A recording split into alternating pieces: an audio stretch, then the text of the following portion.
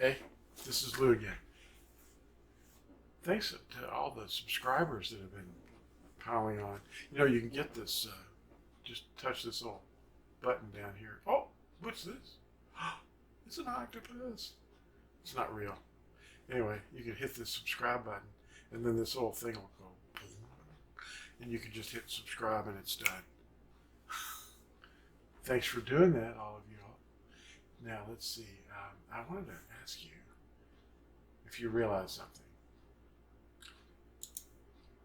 The name of this video is kind of confrontational maybe, but I'm not talking about people. I'm talking about words that we've inherited from our fathers. And Yirmiyahu, or Jeremiah, chapter 16, verse 19 says that we've inherited nothing but lies and falsehood and things that are not profitable from our fathers.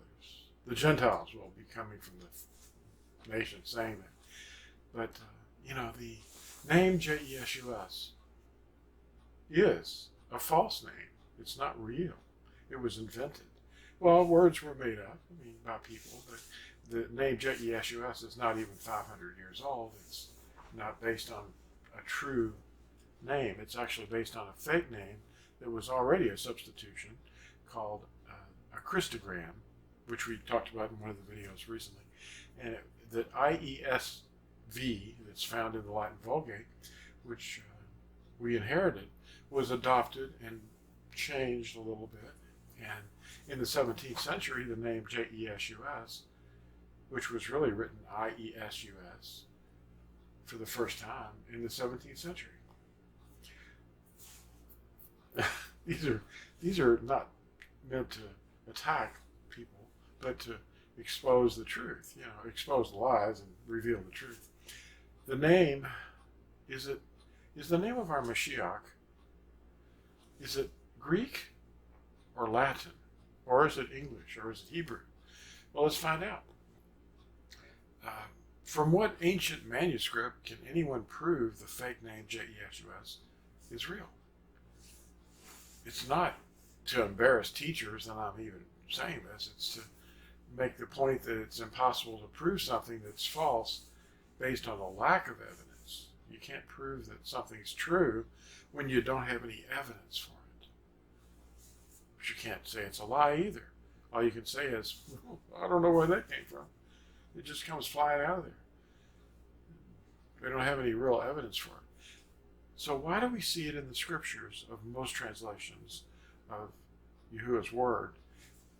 L-O-R-D, Dominus, Kyrios, Adonai, and J-E-S-U-S. What's going on? Well, L-O-R-D was a replacement term in the King James Version. And they got that because of the meaning of the Latin Vulgate, which they were translating directly from. The King James Version is an Anglican Catholic translation based on the Latin Vulgate. You can just read the Latin Vulgate directly and you can see the direct connection. IESV was written in place of the name in the Latin Vulgate. And the Latin Vulgate was a 1,200-year-old translation that was done by a fellow named Eusebius, Sophronius, and they call him Jerome. You can look that up. In 391 to 403 CE.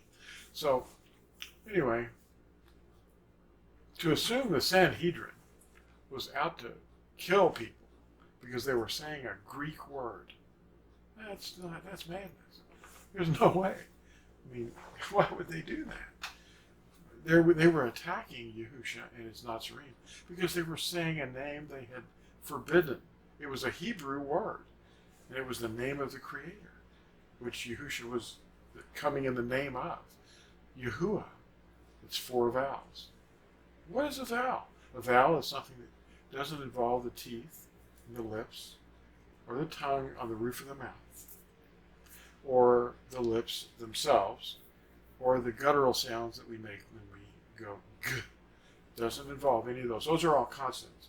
A vowel is something that just uses the shape of the mouth. Yahuwah. There's no teeth, no tongue, no stops. It's all vowels. It's 4 vowels. Tetragrammaton means 4 letters in Greek. Tetra means four. Tetrachord, I remember from teaching music, means the four notes. You know, the chord of notes that form the two parts of the scale. Tetra. And then, that's just a Greek word. Don't be afraid of it. But the name of the Creator is far more important, and we need to pay attention. But why would the Sanhedrin go out there and attack people and take them, arrest them, and then stone them to death because they said a Greek word? They don't. They wouldn't. It's impossible. It's impossible. The footnotes of the NIV, let's think about that. The footnotes define this term that they print in the text called J-E-S-U-S. They define it as Lord is salvation, maybe in italics or parentheses. And they claim that's the meaning of the name J-E-S-U-S. Really? And yet they had to know that the real name is Yahusha, based upon the definition that we find even in concordances that say that the name is based upon Yehoshua. It's really Yahusha, but they say it's based upon, that's why they say that his name is the Lord is salvation. That's what it means. But J-E-S-U-S has no such meaning. It didn't exist at any point until the 17th century. They had to look at the Hebrew because the NIV and the NASB and all the other popular English translations, including the King James Version, if you read the preface, you're going to see that J-E-S-U-S is defined as Lord is salvation. Well, Lord was a replacement term for, or translation of Dominus, and that isn't his name. Dominus is my shepherd? No way. His name is Yahuwah. That's his name. Yeshayahu 42, verse 8. And I'm going to read this preface of the NASB here in a minute to show you that they know this. Now, one has to refer to the Hebrew to discover the real meaning. And they knew his name did not mean, they knew that they were working with a false name. If you surrender to the truth, then be set free from all the devices and schemes. And it's going to cost you. But to know his name is very precious. Let's look at this real quick. The proper name of God in the Old Testament. Well, that phrase right there comes from the NASB, the New American Standard Babel. The principles of translation. Okay. They say this in the beginning. The proper name of God in the Old Testament. What Old Testament? They mean the Old Covenant, but that's not the writings from Genesis to Malachi, like we discussed. Anyway, they've got all kinds of mind-boggling errors there. In the Scriptures, the name of God, now this is the NASB I'm quoting.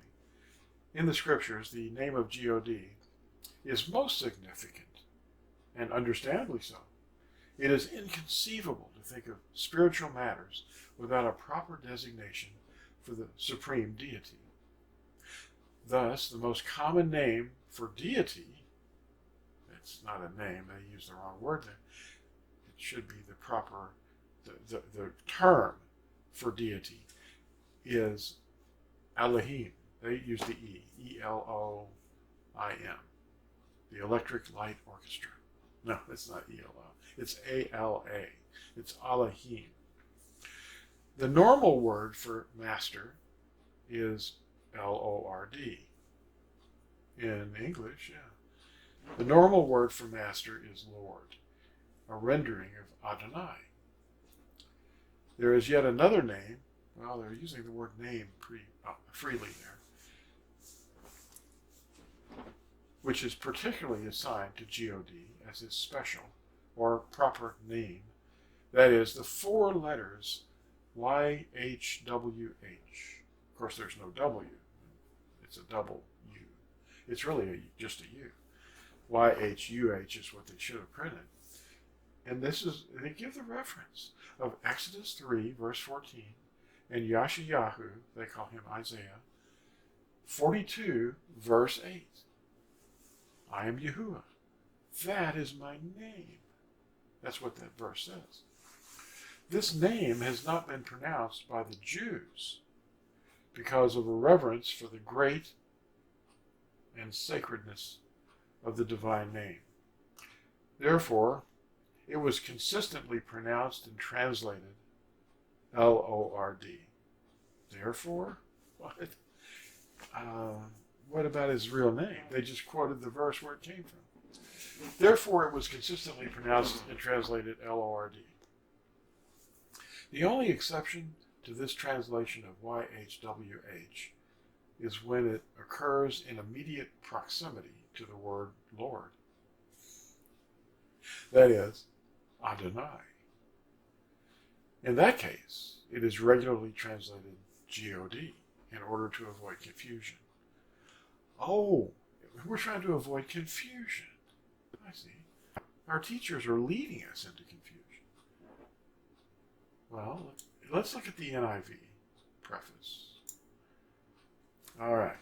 I'm going to try this with glasses on. In regard to the divine name, YHWH, commonly referred to as the Tetragrammaton, 4 letters, the translators adopted the device used in most English versions. Device of rendering that name as Lord in capital letters to distinguish it from Adonai, another Hebrew word rendered Lord, for which small letters are used. No, that's not a bit confusing. Continuing. Whenever the two names stand together in the Old Testament as a compound name of God, they are rendered Sovereign Lord. Okay, they took his name out. They invented it. They wanted to give you an excuse, but that's not good. Well, anyway, read your NIV preface and the NASB preface and see what you can make of that. See if you're not more confused than ever. Anyway, JESUS is a false name. His name is Yahusha. So let's just go with it. Thanks for watching. Bye.